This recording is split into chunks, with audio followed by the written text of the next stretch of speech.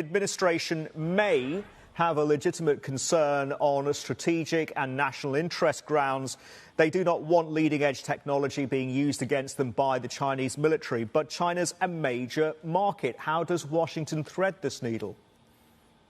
It's absolutely a conundrum for the U.S. And what the U.S. has concluded is that the competitiveness questions and the kind of economic questions are less salient or less pressing than this, what they see as a significant national security threat that is a more significant, more militarily capable China that they see poses to the United States.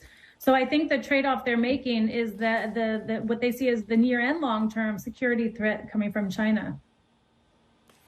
What about the CHIPS Act, Sarah? Building supply chain resiliency via friendshoring, nearshoring, depending how you characterize it. And when you look at frameworks like IPEF, CPTPP, opening new markets, opening up cooperation, is that the offset if China is essentially off limits? Well, I think it's a great point. You can't really look at what we saw on Friday in isolation from the CHIPS Act. But in some ways, I think that these are kind of operating in the same direction in terms of, frankly, putting allies in East Asia at a disadvantage, because this nearshoring, friendshoring has advantages for some of these companies that are based in South Korea and Taiwan, but clearly this is a reshoring, more emphasis on reshoring than friendshoring, and meant to help U.S. firms in this sector. So I think one of the questions that should be asked is, or that needs to be kept in mind, is the big picture here, which is the U.S. says that it's trying to hedge against China.